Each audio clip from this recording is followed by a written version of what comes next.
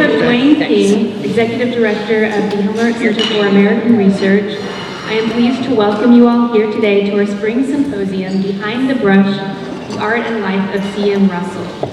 Unfortunately, Dr. King cannot be here today. He's feeling under the weather, but he sends his regards and best wishes for a good day. The Hart Center is able to provide educational public programming like this symposium because of the continuous support of our generous donors, so we would like to thank them.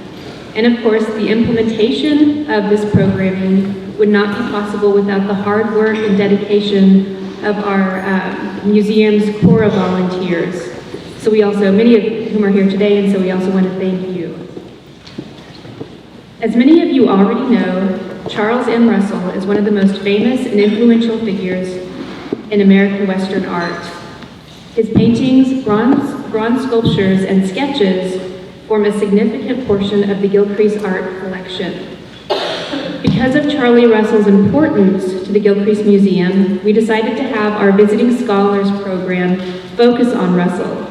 And we asked the scholars to examine Russell from new perspectives and to shed new light on his life and work. This scholarly research was done last fall, and it's the basis of today's symposium. So the presentations that you will hear today reveal new and previously unknown aspects about Charles Russell. So how this is going to work, we're going to have the presenters come up individually, and they'll give their presentation, and then after we have the first three, we'll have them come up, and then we'll do a question and answer period. So that's how we're going to do this. Okay, so our first presenter is Byron Price. He currently holds the Charles Marion Russell Memorial Chair in Art History, and he's the director of the Charles M. Russell Center for the Study of Art of the American West at the University of Oklahoma, and he is the director of the University of Oklahoma Press. Price spent nearly 25 years in the museum profession, serving as executive director of the Panhandle Plains Historical Museum in Canyon, Texas, the National Cowboy Hall of Fame and Western Heritage Center in Oklahoma City, and the Buffalo Bill Historical Center in Cody, Wyoming. Price is the author of more than 36 journal articles and several books on Western American history and art. In addition, he has served as a consultant for several television series on the History and Discovery channels, including Unsolved History, The Gunfight at OK Corral, and Cowboy Tech. Please help me welcome Byron Price.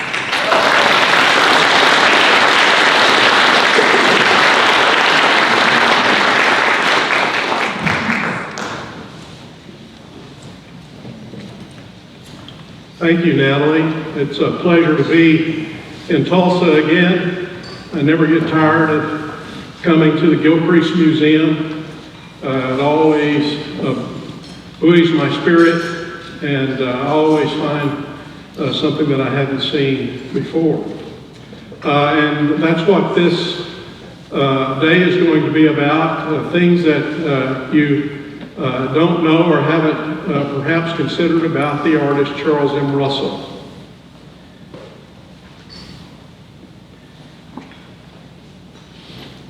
In the left foreground of his 1922 oil painting, Charles M. Russell and his friends, the artist sits horseback in the shadow of a passing cloud, his left arm and hand extended in an open gesture toward the scene unfolding at the center of the canvas.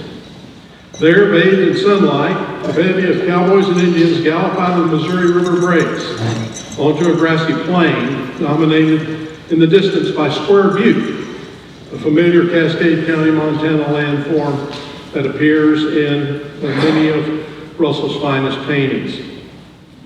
A gift from the artist to stockbroker Malcolm S. McKay, an avid collector of Russell's work, the painting enjoyed a place of honor over the fireplace in a room of his New Jersey home devoted to Russell art. At first glance, Charles M. Russell and Friends appears to be a straightforward and nostalgic summation of the artist's career and the characters long associated with his work. Compared, however, to McKay's original suggestion for the space, an enlargement of the 1907 watercolor caricature of Western types called I Savvy These Folks, the scale and theatricality of the Russell and Friends painting, as well as the time of its production, begs a more nuanced interpretation. The rhetorical pose that Russell strikes from horseback in Charles M. Russell and His Friends is reminiscent of that employed by artists, orators, and actors since ancient times. Russell himself had used it on several occasions with slight variations, usually in the role of commentator on current affairs and letters to his friends. The painting also recalls Charles Willson Peale's 1822 masterwork, The Artist in His Museum, in which Peale, playing the role of the impresario, lifts a curtain with a gesture like Russell's to reveal the essence of his life's work as both scientist and artist. In contrast to the taxidermy specimens and stately portraits that inhabit Peale's museum, however, the characters who respond to Charles M. Russell's horseback curtain call flock to a forever vibrant, colorful, and expansive outdoor stage, portrayed in a rectangular format that anticipates the evolving shape of a modern motion picture screen. Moreover, Russell's choice of pose and presentation in his early 1920s painting reflects his ongoing love affair with actors and acting on both stage and screen, and is also indicative of the symbiotic relationship then developing between art and film inspired by the American West. Charlie Russell had embraced the world of motion pictures and performance long before he and his wife Nancy spent the first of 6 consecutive winters in Southern California in 1920. Russell was a born performer who early on gained a reputation as an entertaining storyteller. We'll hear more about that later on today. Often, he told his stories while engaged in the magical act of transforming a small lump of wax or clay into a bear, a horse, or other animal. Along the way, he had also learned sign language from his Indian friends, and with Nancy's help, later parlayed this skill into an engaging vaudeville-style act. While still a cowpuncher, he may have glimpsed the origins of American sentiment during his 1893 trip to the Chicago World's Fair, whose midway contained the world's first commercial motion picture theater. Zoopraxical Hall is what it was called, and there, famed photographer Edward Muybridge lectured on human and animal locomotion. At the Midway's Egyptian Theater, part of the Street in Cairo attraction, Russell would have encountered another form of locomotion. Exotic dancers and camels. Several of his later paintings and drawings suggest that he probably saw the famous Fatima, later known as Little Egypt, performing either in Chicago or perhaps later in St. Louis at the World's Fair. Here you see Nancy in harem attire in 1898, indicating that perhaps Russell was smitten by Fatima. He later produces several paintings and drawings related to his experience, including Street Scene in Arabia, done in 1908, which was probably referenced from his experience in 1904, as well as the Chicago experience in 1893. Just outside the gates of the Chicago Exposition, the Montana cowboy could not have missed the colorful arena where Buffalo Bill's Wild West and Congress of Rough Riders of the World gave twice daily exhibitions of fancy riding and shooting and enacted historical tableaus depicting the winning of the West. Never camera shy, Russell over the years posed often for shadow catchers, both amateur and professional, when often donning garb and props from his studio and assuming roles that either his paintings, a special event, or his sly and often self-deprecating humor demanded. This was for, he's playing the wife.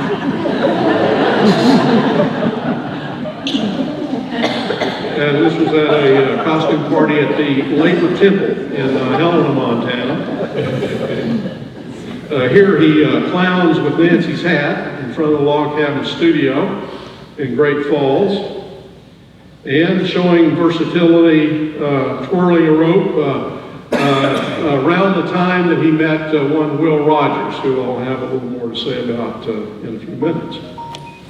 Although cowboys and Indians were his stock in trade as an artist and storyteller, over time his oeuvre included knights, fools, beggars and dwarfs, nymphs and fairies, supernatural beings,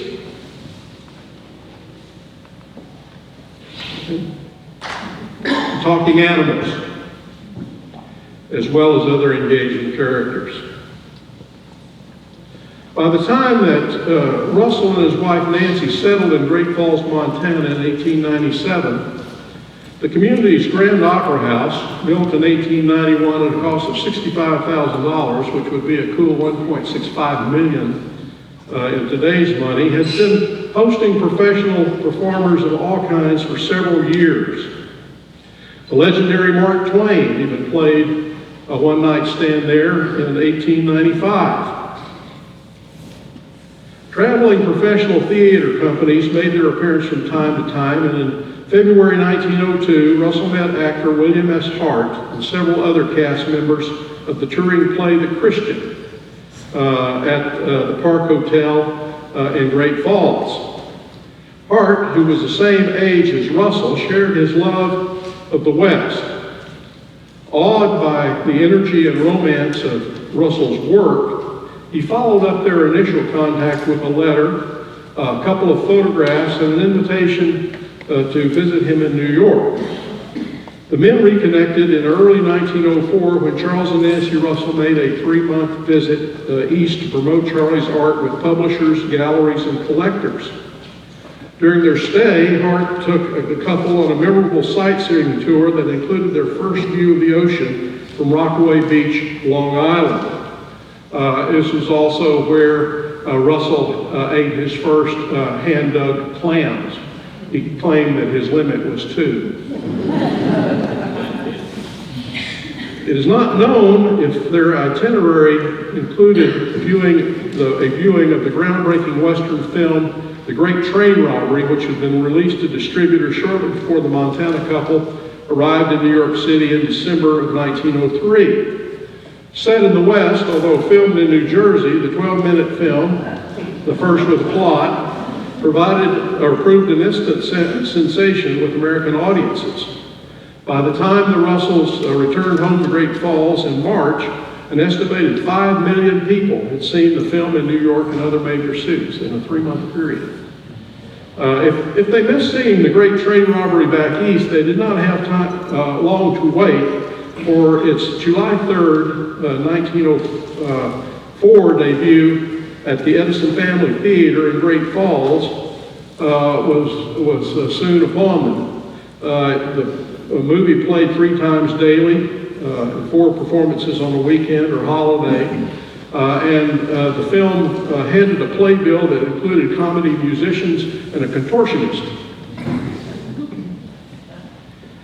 Although William S. Hart loved the West and Charlie Russell's company, he did not begin to play the Western characters that eventually brought him fame and fortune until 1905, when he landed the role of Cash Hawkins, a villain in the Broadway stage production The Squaw Man.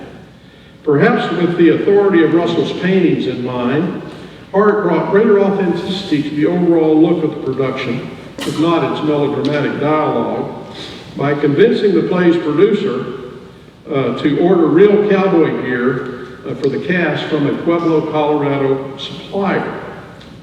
Such Western luminaries as William F. Buffalo Bill Cody, who was in the audience on opening night, and famed Dodge City, Kansas lawman Bat Masterson, turned New York sports writer, complimented Hart on his new cowboy persona. Encouraged by the audience's reception of his portrayal of the Western hero, Hart undertook the title role of the stage production of Owen Wister's novel, The Virginian, in 1908. Charlie and Nancy Russell were on hand in February of the following year when Hart's company performed the play in Great Falls. They greeted the author's train, hosted he and his leading lady for dinner at their home, and presented him with this flattering equestrian portrait depicting Hart as the Virginian. A delighted Hart would later use this handsome watercolor as a frontispiece to his biography, My Life East and West. By the time the Russells had welcomed William S. Hart back to Great Falls in 1909, he had become acquainted with another stage talent, Will Rogers. The Montana artist had probably met the Oklahoma native in New York in early 1908, where Rogers, a former rodeo and Wild West show performer, was transitioning to the vaudeville stage as a trick roper and comedian.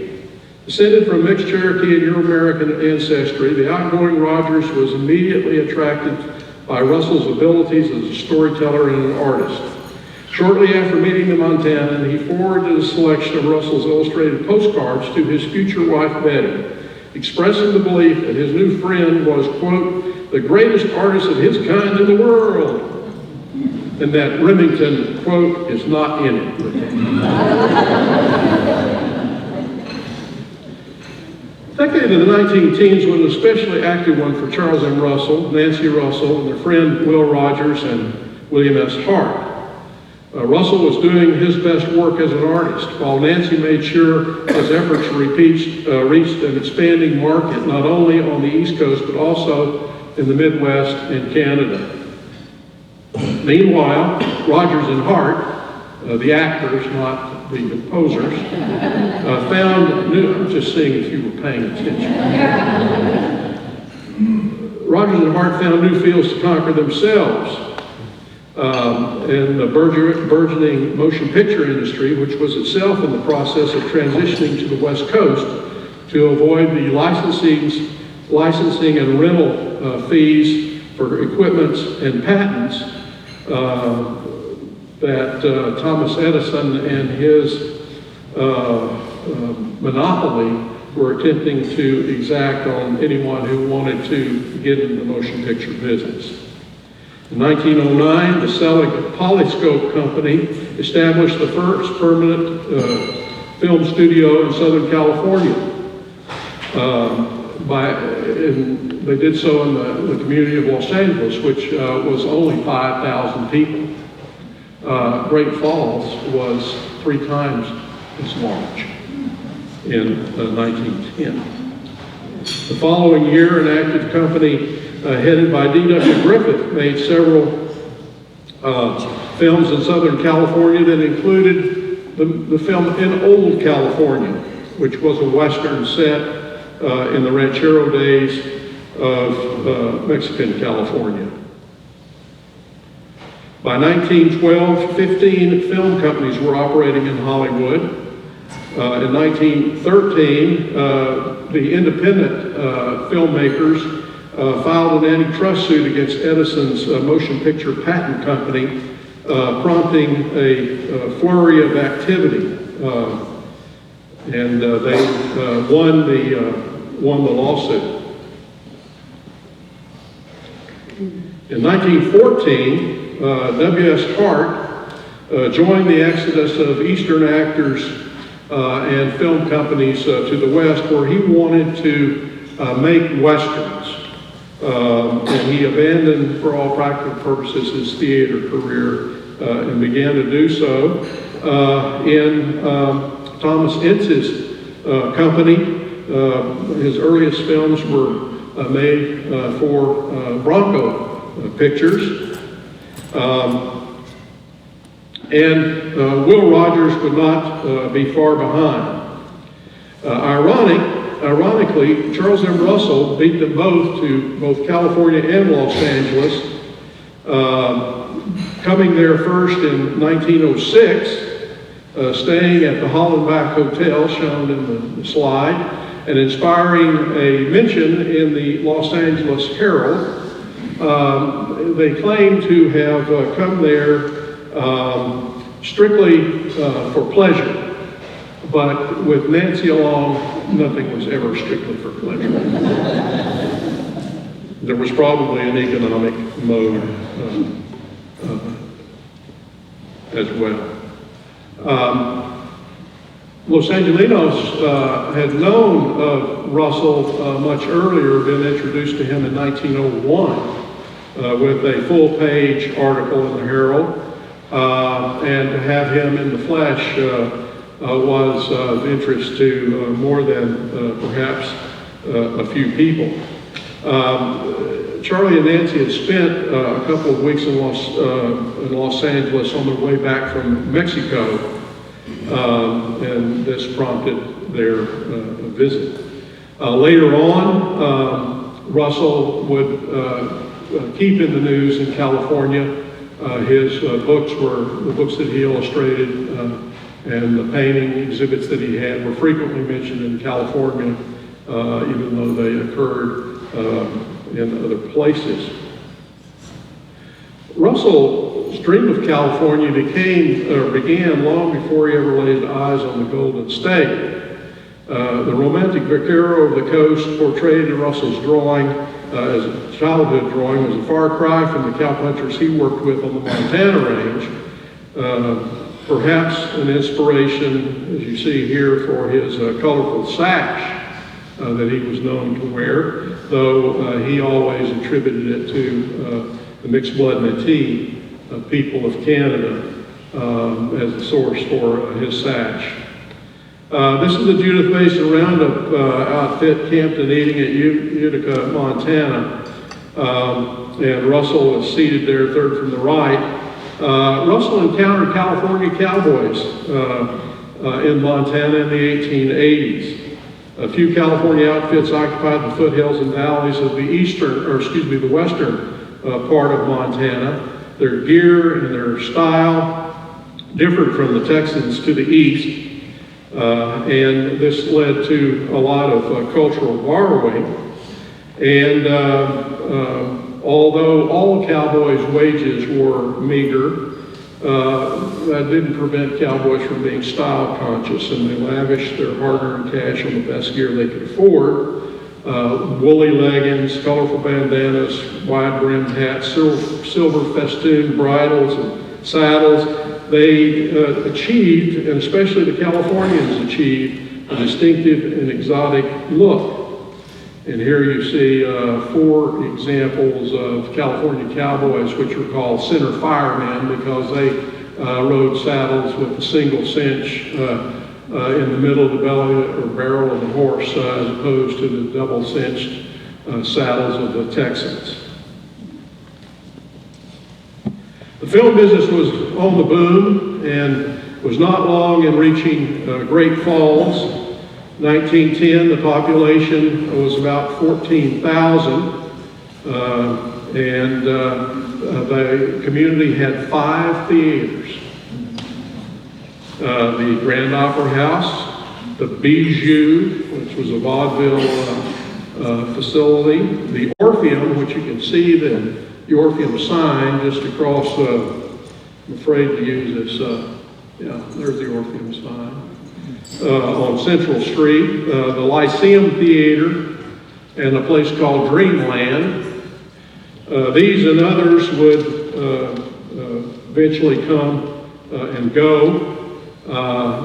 Larger, more elaborate places, film palaces would be erected in Great Falls. Pantages was one later named the Rainbow.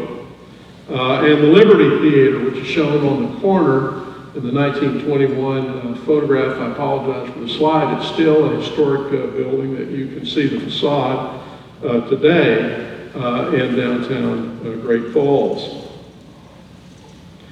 Some of Russell's cowboy cronies were associated with local theaters in Montana, and I think that's sort of interesting. Johnny Rich, who was a cowboy with Russell in the 1880s on the Montana range, ran the theater in Lewiston, Montana. And another ranchman, Wallace Coburn, who was also a cowboy poet, owned the Bison Theater, shown here. I hope that, and this came from a really awful source, but I wanted to include it because if you look on the sides of the theater, Coburn had decorated this theater, the Bison Theater, as it was called, in Malta, Montana, with Indian artifacts and hunting trophies of all kinds. So you got an extra little lanyard if you went to the theater. You could see Coburn's collection of objects. Who needs a museum when you have the Bison Theater? The latest movies, and the latest vaudeville acts, and the latest lectures all showed in Great Falls, including a couple of blockbusters in the 1920s. The Covered Wagon, there's the ad from the newspaper, and you'll note that it was accompanied by its own 15-piece orchestra that traveled from city to city playing the score for this epic film, which Charlie Russell thought was terrible. Russell much preferred north of 36. In fact, the ad in the newspaper says, read this. North of 36 is the best Western picture I have ever seen, and I saw The Covered Wagon. Charlie Russell. So if you wanted cinema criticism, Russell was your man, apparently. North of 36 starred the actor Jack Holt, looking debonair here, and featured, and I think what Russell must have really liked about North of 36, real Texas Longhorns. Some of the last of the old original Spanish Longhorns were rounded up down on the coastal plain of Texas and were used in this film. Many of Russell's cronies had moved to California, those that were in the movie business apparently, including fellow cowboy and sometime business partner Con Price. Others were the saloon owner Cutbank Brown, who founded a real estate operation in California. B.M. Bauer and her husband Bud Cowan also landed there. Bauer was the author of the famous Chip of the Flying U. Some of you, how many of you ever read that as a kid? Some probably have. Russell's arrival in Southern California in the winter of 1920 was heralded by an article by James Willard Schultz in the LA Times. The motive of their arrival and the length of their stay was indicative of the fact that their motive was economic. Nancy was on the prowl for new collectors and new sources of income for Russell. She immediately went to work, and Russell went to work observing the lay of the land, the people that he encountered, and spent a lot of time painting. He lamented the fact that he had gotten to California 100 years too late, because what had been, quote, a picture country before the boosters made real estate out of it is now strictly man-made. And nature ain't lived here for a long time. And that's the old lady I'm looking for. There were friends. He knew a number of Californians, people like Ed Boreen, a fellow artist, a kindred spirit that he had encountered in New York, far off of Boreen's range. They had exchanged correspondence, and Boreen had visited with Russell in Montana at Great Falls, and they became fast friends. And so When Ed Boreen and his wife Lucille relocated to Santa Barbara, Russell was sure to trek there from Los Angeles. In fact, while Russell was there, he did a fundraiser for the School of Arts that was held at the Potter Theater in Santa Barbara in March of 1923. Boreen's, the Russells, and Frank Linderman, who was an author of Indian folk tales, took part in this program with Linderman and Boreen doing recitations, Charlie and Nancy doing their famous sign language act. In January of 1923, the Russells rented a home near Ed and Lucille Boreen in Santa Barbara, and next door to the Lindermans, who were also from Montana.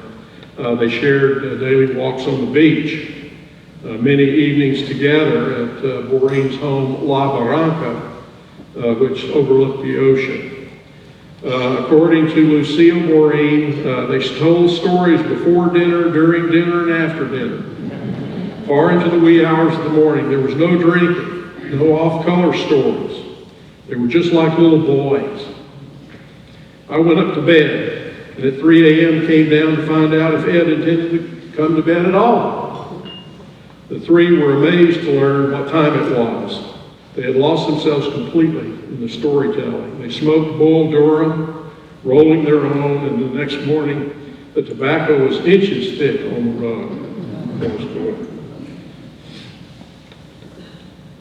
Boreen portrayed the vaquero culture of California, usually in watercolor and etchings. He idolized Russell and claimed to have ceased painting in oil because he never thought he could match Russell's work. The pair did collaborate on this model horse and saddle, the Palomino horse being contributed by Russell, and the Charro saddle and other accoutrements by Edward Boreen. Also in New York, Russell had met the artist Maynard Dixon. Both men had a lot in common. Dixon had grown up on a ranch near Bakersfield, California. He pursued cowboy and Indian subject matter. He idolized Russell.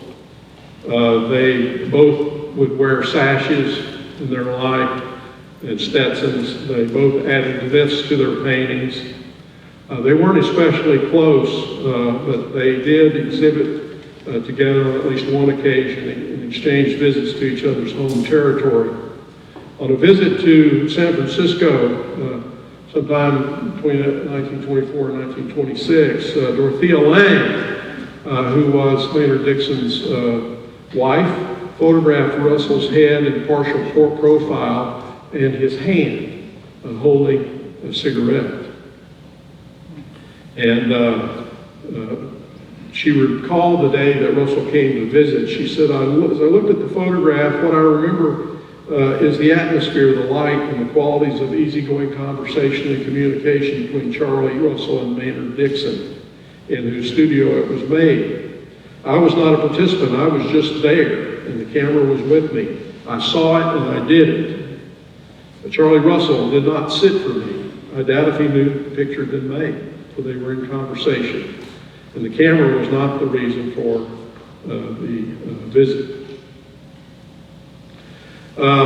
Dixon would eventually, of course, rebel from illustration and representation, but he would always have a soft spot in his heart for Charlie Russell. By 1920, the movie industry in California was huge, about 160 companies employing nearly 10,000 people, producing hundreds of motion pictures annually, many of them westerns. One aspect of California that Russell embraced wholeheartedly was the movie industry. Even though he was critical of its accuracy, he understood the artifice, and it reminded him of his home and his past. He attended movies regularly, and they gave rise to some of his most pithy quotes. He referred to the use of doubles and other tricks of the movie business by saying, "They used to tell us that cameras wouldn't lie, but Hollywood is quiet in all that talk." He was also had the opportunity to hobnob with stars in the excitement of the medium, and he communicated his nostalgic view for the Old West and the romance that was portrayed by Hollywood. Not long after getting involved in vaudeville and then later in the Follies in New York, Will Rogers, by 1918 had 1919 had moved with his family to Los Angeles, and in only 2 years made dozens of films for the Goldwyn Studio. With some of his newfound wealth, he bought one of Charlie Russell's buffalo hunting paintings, the first of many works of Russell's that he would own. Russell visited the sets of at least 2 of Rogers' films, A Poor Relation, here are a couple of stills, and Doubling for Romeo, which was said that the picture poked fun at movie studios, movie cowpunchers, movie villains, movie vamps, movie directors. The satire is subtle, not too obvious. It flows beneath the current of the Western romance as lively as ever flashed before a camera. In this picture, Will Rogers and Will Shakespeare join hands. You can imagine the rest. The ads for Doubling Romeo the following year in the Great Falls newspaper included a brief narrative titled Will Rogers and Charlie Russell. It was playing at the Liberty Theater in Great Falls, and the story noted that the previous winter when Rogers was making Doubling for Romeo, Russell was in L.A. Being, quote, great friends, both cowpunchers in the range days and both being possessed of keen sense of Western humor. One day this pair were having lunch with Douglas Fairbanks, and when he was making the Three Musketeers. Rogers was describing some of the stuff that he was working up for Doubling for Romeo and remarked that he had never used makeup, but said that it was necessary for him to do so in this characterization of Romeo. Russell observed, "It would be pretty hard to make that face of yours look like anything, Bill." Rogers replied, "Would you like to see what you could do with it?" And so the next morning, Russell was out early on the Goldwyn lot, and in 10 minutes, Rogers was decorated with a full regalia of lip rouge, eyebrow pencil, and lash drops. How the Cowboy-Artist ever learned to do this kind of art is still a mystery. But Lon Chaney, the man with a million faces, who was making another Goldwyn picture on a nearby stage, said he couldn't have done any better himself. It was a tough job, Russell said later. Bill wouldn't stop chewing gum. He kept springing his wisecracks. It made me dizzy trying to hit the right place with the lipstick. Once in a while, Bill would try to take a bite out of it. Well, ultimately, as one might know, Russell includes Will Rogers in one of his paintings. Knowing Will's great skill with the lariat, it was appropriate that his painting, The Stranglers, which was one of his bear roping pictures, was the one that if you look at the facial features, you would be able to easily identify them as Will Rogers. He also would later, in 26, do this bronze of Will and Teddy. And of all of the people in Hollywood, Charlie and Will were the closest two. Russell visited Will Rogers at his home in Beverly Hills. He joked to his friend Ed Maureen that he had supper with the Rogerses a few days ago in their log cabin. March 19th, 1924, Russell turned 60, and Nancy, with the help of Will Rogers, threw him a surprise birthday party. According to one who was there, Rogers kept the crowd rolling and laughing until they were weak. And he gets $1,000 a performance as an after-dinner speaker. So at that rate, the bunch here got about $10,000 worth of humor for nothing.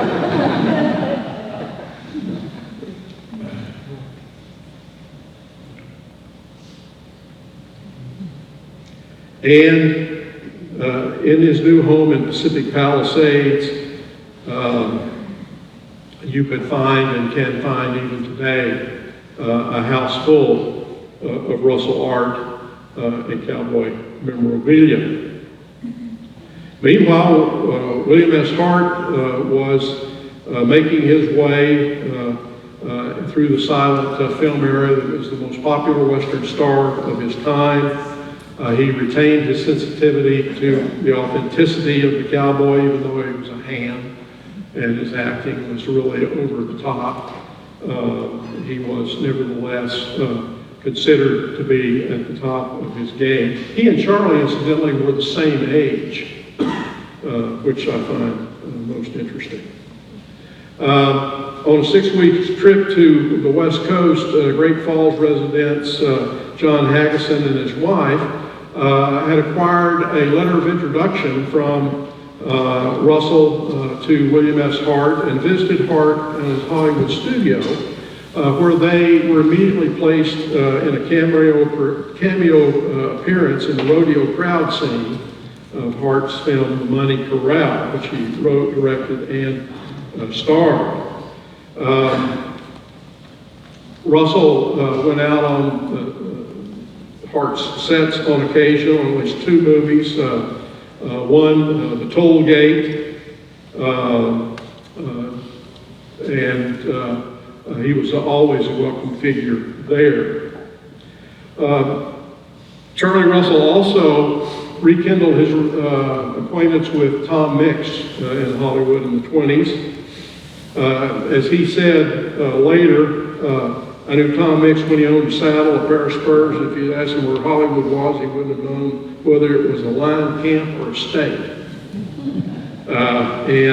Yet he thought that Mix was a quote, regular man, close quote, and was glad he had made good or got the coin, as Russell was wont to say. Mix was appearing in a movie, The Daredevil. I love this quote from the Photoplay magazine. Mix at his very best as a tenderfoot, and he gives all the characteristics of his film and says he doesn't have to emote. He said, once we saw Tom Mix emote, and we shall never forget it. I don't think that was a compliment. Harry Carey was another kind of movie cowboy, a Bronx-born one whose father was a judge and president of a sewing machine company. He had aspirations at West Point, but he was not able to, or actually declined his appointment and decided to try his hand as a playwright. In 1911, he met the director D.W. Griffith, and they began to make films. Harry Carey helped a young filmmaker named John Ford get his first directorial job. Ford reciprocated his love for Harry Carey and his appreciation in the film The Three Godfathers, which was dedicated to Carey, the bright star of the Western sky. In time, Carey became a popular Western star, moving from the East to the West, appeared in about 233 different films between 1909 and 1949. His ranch was a retreat for Russell in Saugus, California, about 40 miles from Los Angeles. The place eventually contained Carey's home, as well as a real live Navajo trading post, which was a tourist attraction that employed Navajo Indians and other performers, and a store that sold Western and Indian curios. And the ranch was also used for filming movies, and John Ford used it more than once. Russell was a guest at the Carey Ranch and became fond of the actor and his family, who returned the adulation. On his visits, the Russell stayed in this adobe cabin. It doesn't exist any longer. It's been washed away.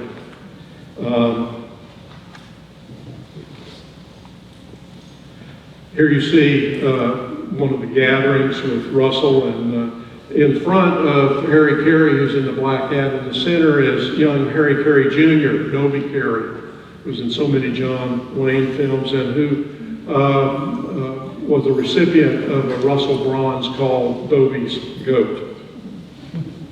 Another such visit that involved Will Rogers' children, on that occasion, Will Rogers Jr. remembered his father leaning down to him and pointing out Charlie Russell and saying, "Remember that man, he's a great man." And Will Rogers Jr. said that his father never said that about another person to him, but Charlie Russell. The Russells became acquainted with Douglas Fairbanks Jr. and his wife, Mary Pickford, who was on their set. Russell loved literature and the Three Musketeers. He had undoubtedly read, and he did a bronze of D'Artagnan, which was the character of Douglas Fairbanks. And he also included a salute to Fairbanks in his one of his illustrated letters.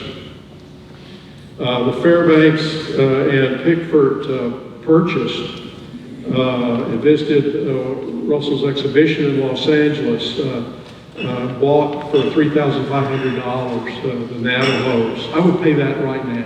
I would borrow money to pay that. Neil Hart, there were so many Western actors in Hollywood, and Russell apparently knew all of them. Like Tom Mix, Neil Hart had worked for the Miller Brothers 101 Ranch, Wild West, out of Oklahoma, and had come out when the 101 had established their film studio in Santa Monica. He was born in Staten Island, and the picture on the right is inscribed to Charlie Russell, as is this one. These images are both in the Britzman collection here at the, this was the first time I'd ever seen this picture. I was doing the research in this collection here at the Gilcrease. Russell started adopting his gunfight as a result of hanging around these Western actors. Apparently, Neil Hart just kept showering Russell with autographed picture after autographed picture, perhaps hoping he might get an autographed painting. It didn't happen. Buck Connors, yet another, made 85 films like The Burning Lariat and Underground Rustlers. He played the sidekick to the famous Bob Steele.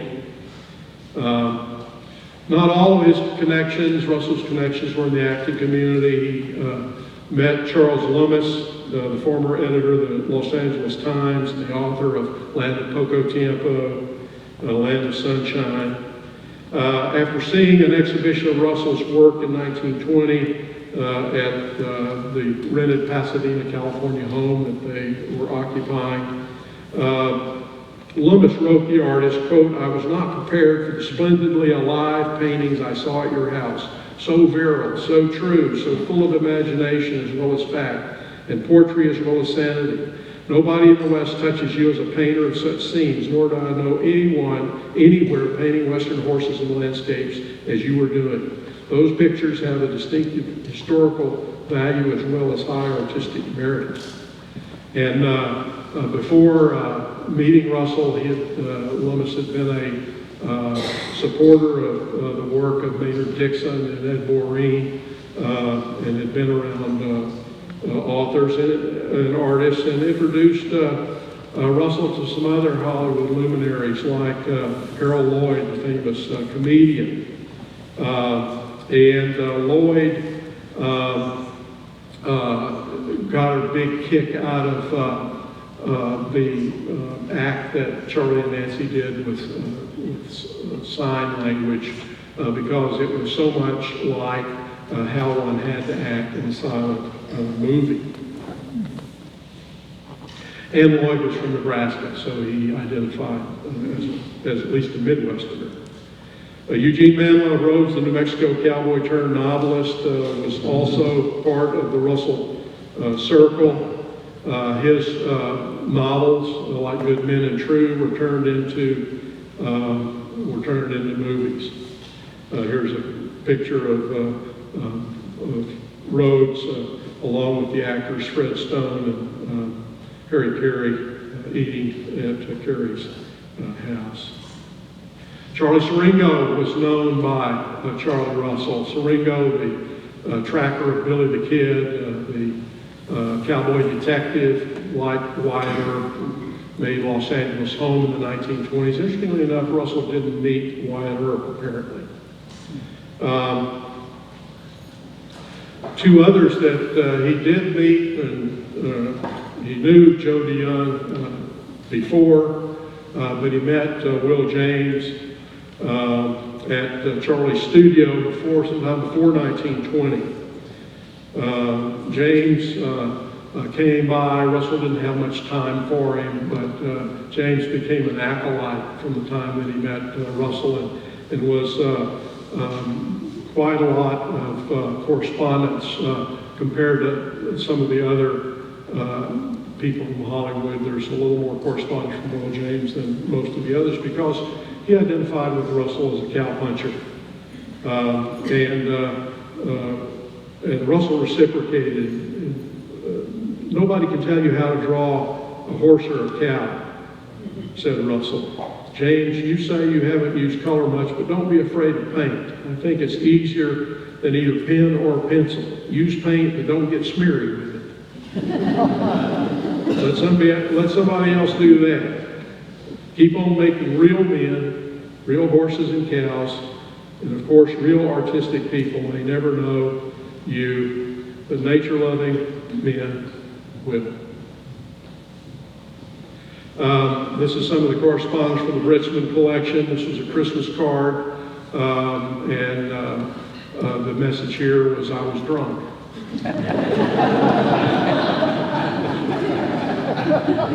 Simple as that. Humor was often a part of their correspondence, and this letter, also from the Britzman collection,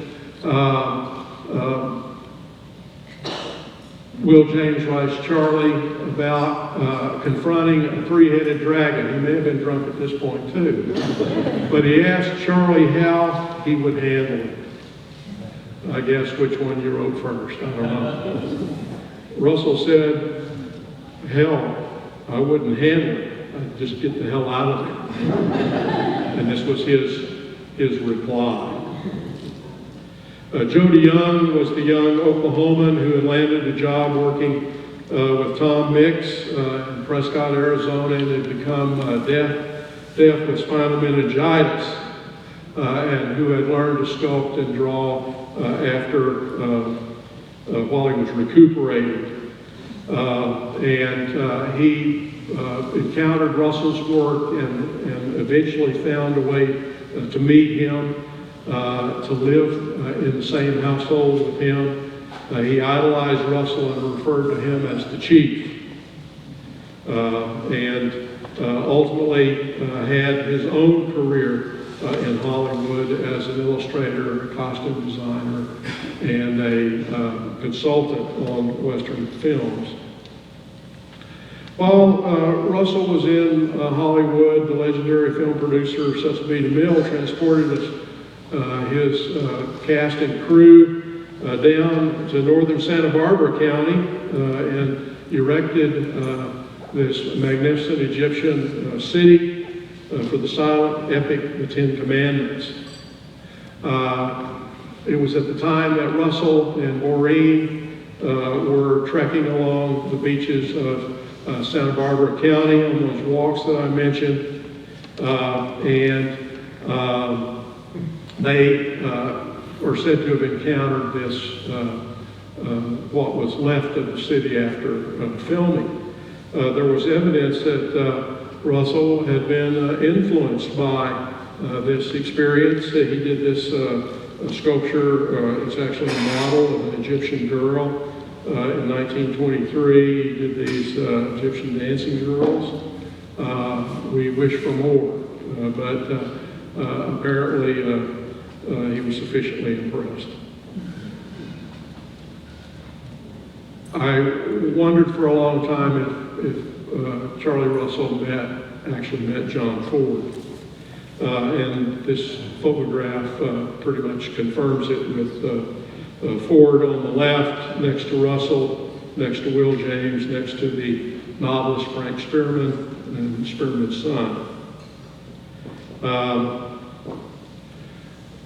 Just want to take just 1 minute to talk about a major work of John Ford's and its intersection with Charlie Russell art, and that is his first-rate epic, Ford's first-rate epic, The Iron Horse.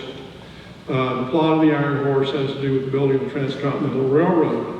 It was done in 1924.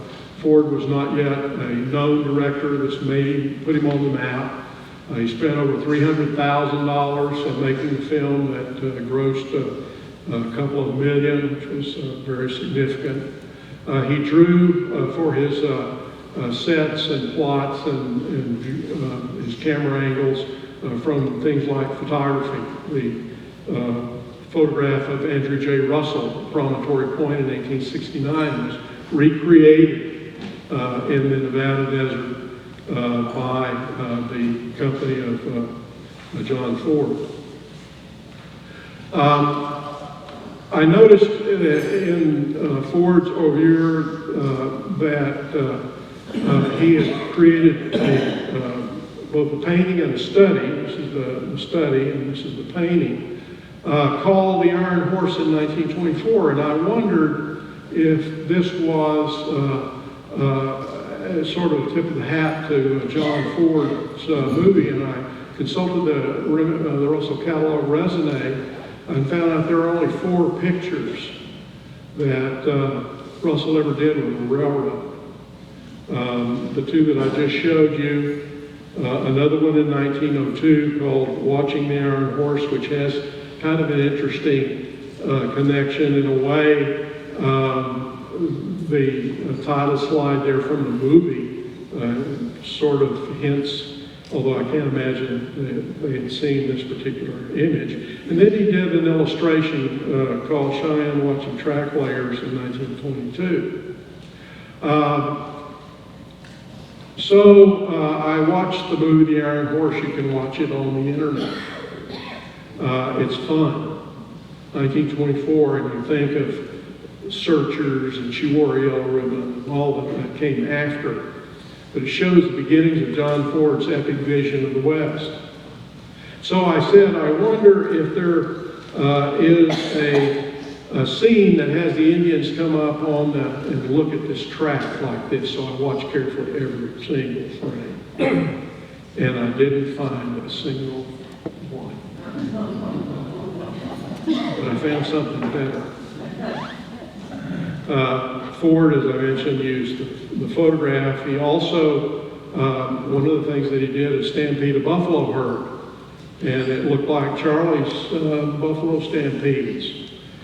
Ford actually put his film crew down in a hole and had the bison stampede right over them. The cameramen were a little concerned until Ford got in there too. They said, it's going to be okay. But at least one of the bison broke through in this melee, and no one was permanently injured, fortunately. But it was an interesting experience. But there's a scene in the film in which the Indians pile a bunch of debris on the track, and they're going to attack this train. And they come up on this little rise in this cut. And Ford does this brilliant thing of shooting them from behind and projecting their shadows onto the boxcars, just like Charlie Russell had projected the shadows of the Indians that are up above these trappers as they hide with their horses from the Indians. And I said, And I found out that when shadows hit death, which has always been thought to be have connected Russell to film, but connections of Russell to film in the way of borrowing by Hollywood was confirmed to me in Ford's view, and he not only saw a poster, been made into a poster, been circulated. This image was fairly well known. Ford used it again, this idea with the shadows. And you can just see this guy is brilliant visually, and Russell is right in there with it. In later years, William Howes of the Amon Carter Museum, the great curator, I think he was a curator, in his study of the impact of art in the films of John Ford, pointed out compositional strategy peculiar to Russell among Ford's influences. And that is the mid-landscape view of placing a group of horsemen in mid-landscape. And he uses this device over and over and over in his films. And with generally the group is elevated on a little platform. And so there are other connections that you can see with Hollywood. Of course, Russell really liked the stuntmen the best. He thought this was the most authentic of all of the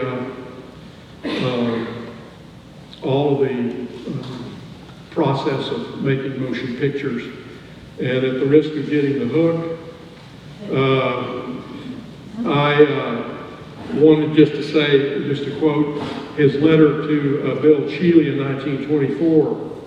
He said, Russell said, I used to wonder why movie writers always rode up or downhill, but I'm wise now.